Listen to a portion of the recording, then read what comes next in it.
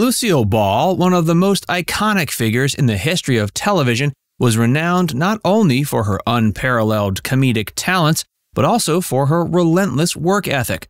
Throughout her illustrious career, Ball displayed an unwavering commitment to her craft, an attribute that contributed significantly to her success.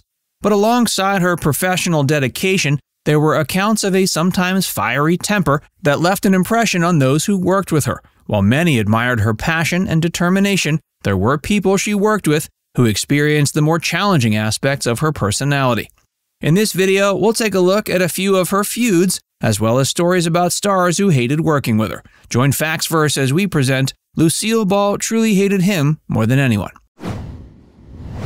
Lucille and Vivian. Lucille Ball and Vivian Vance had a complex and tumultuous relationship that evolved over the years. They're best known for their iconic roles as Lucy and Ethel in the classic television series I Love Lucy and its various spin-offs, including the Lucy Desi Comedy Hour and The Lucy Show. While their on-screen chemistry was undeniable, their off-screen dynamics were characterized by a mix of friendship, professional respect, and occasional tension. Lucille and Vivian first met in the early 50s when they were cast as best friends and neighbors in I Love Lucy. Initially, there was a significant age difference between the two, with Ball being several years older. Vance, who had a successful career in theater and radio, initially had reservations about playing second fiddle to Ball's character, Lucy Ricardo. Vance reportedly agreed to the role with the understanding that it would be a minor part and that she could continue working in New York during the show's hiatus. Despite any initial reservations, their on-screen chemistry was electric. Their portrayals of Lucy and Ethel's zany adventures and schemes created some of the most memorable moments in television history.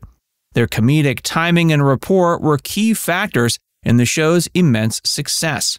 However, tensions did arise on set from time to time. Vance was a seasoned actress with a strong background in theater, and she often clashed with the show's writers and producers over her character's development. She wanted Ethel to be portrayed as more intelligent and independent, rather than simply serving as Lucy's sidekick. These clashes occasionally spilled over into public disputes and demands for better treatment. But despite their occasional disagreements, Ball and Vance did develop a genuine friendship over the years. They shared personal moments and supported each other through life's ups and downs. Vance once said that Ball was like a sister to her, and their off-screen bond was evident in their ability to work together seamlessly on camera. Richard Burton's thoughts on Lucille. Richard Burton made a memorable guest appearance on Lucille Ball's television show, The Lucy Show, in a two-part episode titled Lucy Meets the Burrells. The appearance showcased the comedic talents of both Burton and Ball and became a notable moment in television history.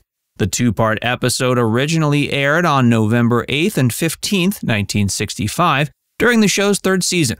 In this storyline, Lucille Ball's character, Lucy Carmichael, wins a contest that awards her a date with a celebrity. To her surprise and excitement, the celebrity turns out to be none other than Richard Burton, one of the biggest and most respected actors of his time. His guest appearance was well received by both audiences and critics. It showcased his willingness to engage in self-deprecating humor and his ability to play along with the comedic situations orchestrated by Lucille Ball. However, it apparently wasn't an altogether pleasant experience for Burton. He later wrote in his diaries, quote, "She is a monster of charmlessness and monumental lack of humor. Milady Ball can thank her lucky stars I'm not drinking. I might have killed her." So clearly he wasn't enamored of her working style. Reportedly, it was because she was insistent on giving him acting notes, something he didn't take kindly to. But at the same time, another notable of his diary entries from July 26, 1968, mentions Lucille Ball. He wrote about attending a dinner party at the home of Arthur Schlesinger Jr., a historian and writer, where he had the opportunity to spend time with Ball. He described Lucille Ball as, quote, "Lucille Ball, without makeup but marvelous complexion, also superb, a born actress. Like all such ladies, a hard past, but what the hell, superbly preserved."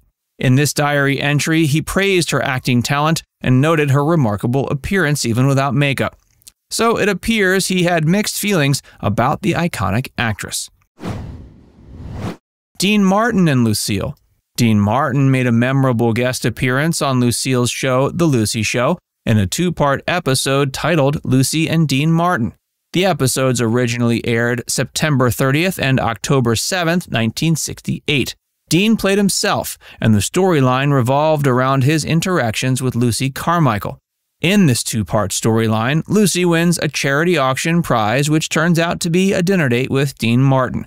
She's ecstatic about the opportunity to spend an evening with the legendary entertainer, but when the date arrives, Lucy is disappointed to discover that Dean Martin is far from the easygoing, charming persona he plays in public. During the dinner date, Dean Martin acts grumpy, uncooperative, and downright disagreeable. He's reluctant to sing or perform, much to Lucy's disappointment. Instead, he complains about being bossed around and subjected to Lucy's antics. Lucy tries her best to charm and impress Dean, but he remains uncooperative throughout the first part of the episode. In the second part, Lucy's persistence and comedic efforts eventually win Dean Martin over, and he agrees to sing and perform with her. The episode ends on a more positive note, with Lucy and Dean sharing a musical number together. But just like with Richard Burton, it appears Dean didn't have a good time being pushed around, literally and figuratively, by Lucille Ball. He reportedly said, quote, "If she touches me one more time, I'm going home." Lucy and Desi. But it appears the biggest feud Lucille ever had was with her longtime husband and business partner, Desi Arnaz. Lucy and Desi, one of Hollywood's most famous couples, had a passionate and tumultuous relationship both on and off screen during their marriage. While they were deeply in love, their professional and personal lives often intersected, leading to moments of tension and occasional anger. One of the most significant sources of conflict in their marriage was Desi's infidelity. He had a reputation as a ladies' man, and his affairs strained their relationship. Lucille was deeply hurt by his actions and, at times, was angry and upset about his behavior. The strain this put on their marriage eventually led to their divorce in 1960. In addition to their personal life, Lucy and Desi were business partners, running their production company, Desilu Productions. Disagreements over business decisions, particularly financial matters and creative control, sometimes led to heated arguments and moments of frustrations. Filming I Love Lucy was an intense and demanding process.